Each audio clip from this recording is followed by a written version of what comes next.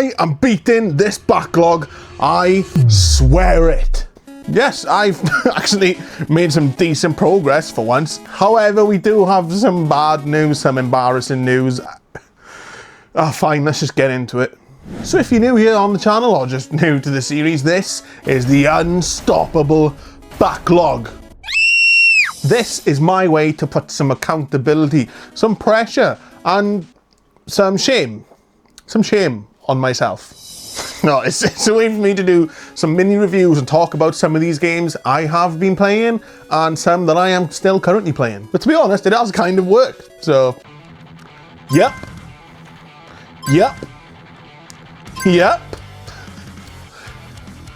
Nope. No. Well, actually, we finished Leon's part, so half yep. Not bad, eh? However, my name is Lexitan, so guess what I've gone and done? Added more games without finishing the ones I still haven't finished. I said my name's Lexitan. Oh, shut up, we all do it. So let me know down below in the comments, what games have you added recently when you probably shouldn't have? Because I know you have. And a side note, I am now officially putting Silent Hill 2 and Metaphor Fantasio on hold. I haven't played them in a while, but I definitely will go back to them at some point, but that point ain't now, so they are on hold. So this time around, something rare has happened, and it's happened quite a few times actually, where in between the last episode and this one, I have started and finished the game. And this first one I'm going to talk about is, so far, my game of the year, which is Resident Evil 9 Requiem. It's just outstanding. Leon Kennedy making his return, Grace Ashcroft making her debut. It's like a perfect sequel to Resident Evil 2, going back to Raccoon Police Station after all those years. And like I say, you also play as Grace, and her parts are definitely more stealthy, more sneaking around, more scary. What they are scarier. And Leon's more action-based, which is quite nice for a big old puss like me. The bosses, the story, the characters, and even little things like sound design were just spot on in this one. We loved it. It's a great addition to the legendary Resident Evil franchise and the horror genre in general. Yes, and parts of it, like I said, were creepy. Maybe not as creepy as this next game though. Hey, it's time to subscribe if you haven't already, because we're on the road to 500. We're nearly there. So please do it. Please. So we're going down this list of games that were started and finished between the last episode. And the next one, the missus bought on a whim just because it was 2-player. And that's REANIMAL on the PS5. We literally had no idea what it was. I'd seen the cover art and stuff like that, but yeah, never really looked into it. And holy shit, were we surprised when we saw that it was a brother and sister on a horror adventure. I'm starting to play a lot of horror games for someone who doesn't like horror. I don't know when. You've charmed me. And on this adventure, they go through hell itself to rescue their friends and escape this island that they used to call home. And that's all I'll say on this story, because to be fair, it's not a very long game. It's only a few hours, so if I keep going, I'm going to spill all the beans. And I can't do that. But aside from the original shock, we had a great time with this game, solving puzzles and just fighting people together. Working together in the game. It was so weird and fun, and that ending was absolutely insane. But anything 2-player that me and the missus can get our hands on, yeah, we're pretty good with that.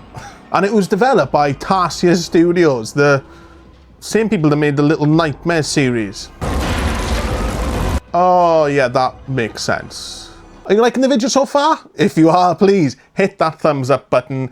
It genuinely helps more than we think, apparently. Now, the next game I'm going to talk about is Pragmata. 100% the most anticipated game for me going into this year.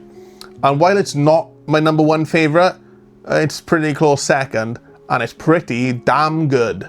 You play as Hugh, and after your teammates all fall, you're now stuck in space with a mission to get back to Earth. And while you're on this mission, you find the AI child robot, Diana. And after you bond and get to know each other, she wants to come to Earth with you now. So that's what you're gonna have to try and do. But it's never that easy, is it? There's so many obstacles in the way, but look, the main thing for me, combat was amazing. Using both of Diane and Hugh's abilities together, superb. And the story, the music, the atmosphere within the game all work so well when they're put together. But again, I'm drawn to these, the characters. To begin with, Hugh doesn't really seem to care for these robots, AI, but then he meets little Diana and he warms to her and they form a bond. And of course, it's like a father-daughter relationship. Like, he teaches her these certain human traits, even teaching her what human words mean, and she's trying to understand it. And it's so sweet. And throughout the game, that bond builds. And yeah, I loved this game. Capcom, you're on a roll lately. Keep it going. Next up, I finally played the first game in, well, my second favourite series of all time, only behind Zelda, so let's be honest. Final Fantasy. Now yes, could I have played the original NES version? Of course! But I already bought the Pixel remasters and I kind of need to play them. And the original never came out in the UK, so there is that too. Physical media, bitch! And the remaster, I thought, was great. It had quality of life additions like moving diagonally. Jesus. Being able to sprint and world map trackers. And yes, I do very much love the art style of these games, especially for my RPGs. The music was redone, but you can switch between the original and the remastered score. And as always, Nobuo Uematsu is just a genius. He just is. So the story is, well, it's the first game. So it's 4 youths, the Warriors of Light, who hold 4 darkened crystals. And they set off to save Princess Sarah from the rogue knight Garland. Yeah, it's basic, and the game's fairly short, but of course it is. It's the first one. And while making it, they actually thought this was the end of Squaresoft, hence the name Final in Final Fantasy. But this did well, so we got more and more. And now there's 16 main entries with a crap load of remakes, remasters, and spin-offs. So yeah, very happy to have finally played Final Fantasy 1. Even if it did make me rage quit quite a few times. Okay, we're finishing off the games I've already finished, so don't worry, the shame's coming. And we're finishing it off with the first Devil May Cry, and I played it on the HD Collection on the PS4. Yeah, I played the HD Remaster, and yeah, it's taken me this long to play my first ever Devil May Cry game. Hey, did you know this was originally meant to be Resident Evil 4? Anyway, I had a brilliant time going through this one. Nice and short, only took me probably about 8 hours. I enjoyed the gameplay and the story, and the music really added to the atmosphere. Now after playing it, I have heard that 3 is probably the best game, so what I'm probably going to do is just skip over 2, go straight to 3. But I am glad I played the first game, the first time we see Dante. But I thought it was really good, and I'm really excited to try the third. I'm just boxing off these must-plays at the moment, huh?